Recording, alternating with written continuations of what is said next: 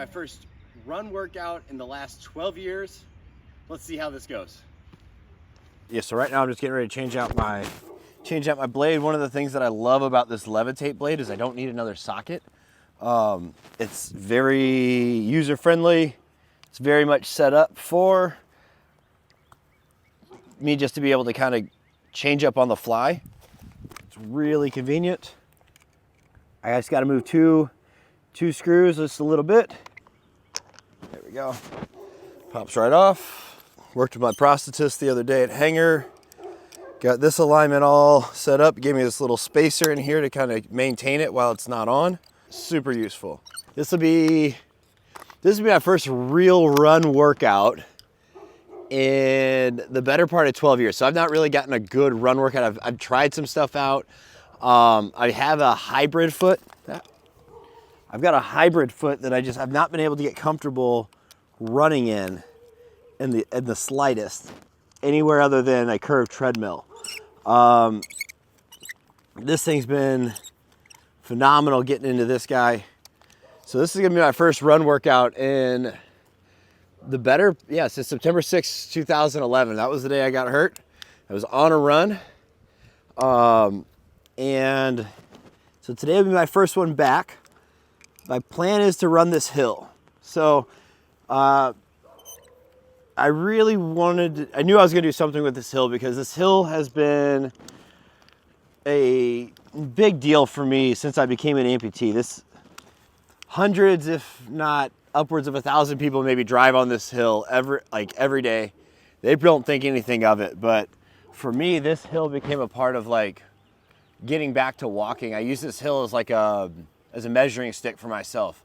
Once I got a leg and I started to be able to take my dog on walks, I would always come through this path and we'd come up this hill and I would use myself to measure my ability, my actual technique. I knew that as I was getting better, that would mean that my technique was improving, but also my capacity. So can I maintain my technique on the hill? Can I get up the hill without having to take a break? And then can I keep my technique through the entire length? And that would tell me a lot about how I was moving for the day and just my overall progress. And I just use this as a way to kind of measure backwards, if you will. I've anchored everything to where I started, not to where I wanted, not to the ideal scenario. It's kind of like the book Gap in the Gain. This hill was kind of my version of living in the gain. It allowed me to really measure the progress I'd made every single day I took that hill. Every day I made the choice to walk, to work on this, to practice my gait. And so what better place to start running? So my plan today is to run this hill 10 times. Now we'll see what my capacity looks like. I've done conditioning, but I've not done any real running again in about a dozen years. I'm 195 pounds. I was about 170 to 175 maybe on the day I got hurt. So I'm hoping I can last 10. My goal isn't necessarily to sprint them, but it's to build my pace as many times as possible. I'm just gonna start off smooth. Okay, I can maintain my technique. Then I'm gonna try to maintain my technique a little more aggressively and a little more aggressively. I'm gonna try to find where that line is for me currently. And then this becomes something I have access to always. I'll always have access to just come and run this hill. And today is my day one. And it allows me again to start measuring my progress. So that's the plan here. Getting ready to hit some warm-up drills because right now I've got to drill a lot. So I'm gonna hit some warm-up drills and we are gonna be off to the slowest uphill race I've ever done. You ain't never seen nothing like this. Never thought it'd be so enticing. Oh, it'll pull you in with a tight grip. Shines like a diamond, bright when the light hits. Oh, shifting your senses, lifting you up to a different dimension. You see it, you feel it, it grabs your attention. Open your eyelids, you never seen anything like this. Got your eyes open wide and you're staring. Never seen anything like this. I'm ready.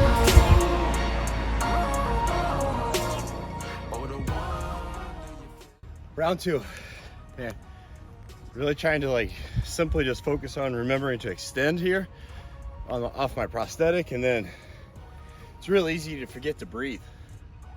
You almost start holding your breath, and I know that my technique's gonna will fall apart at the same rate that my breathing does. So if I can take care of that, I take care of the other.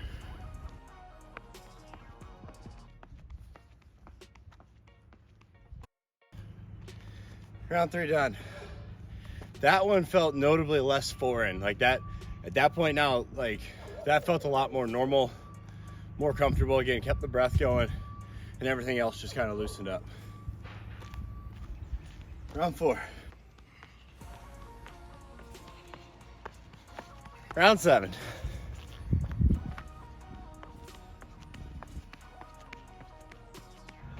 Round 8. Done. Round 9. Done. Uno mas.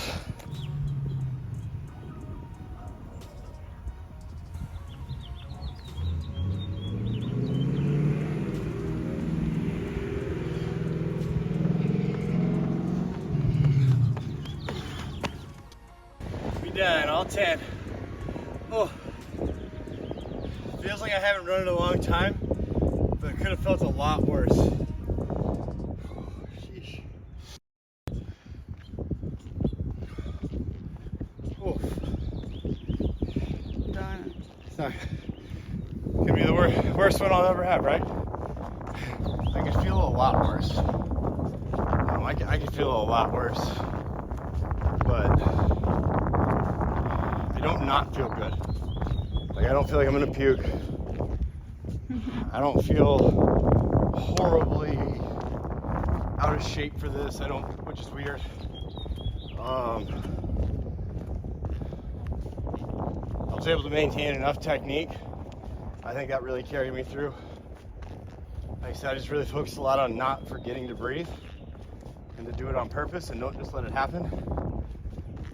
But like I said, this could have been a lot harder, or could have felt a lot worse. But overall, I'm happy. Sets me up well for what's coming next after this game here in a couple weeks. It's wild, 2 weeks away from that Highland game. Keep kind of forgetting that that's almost here, but like I said, 2 weeks out from there, and then it's, well, I'll let you know what we're doing when the time comes. Till now, we good.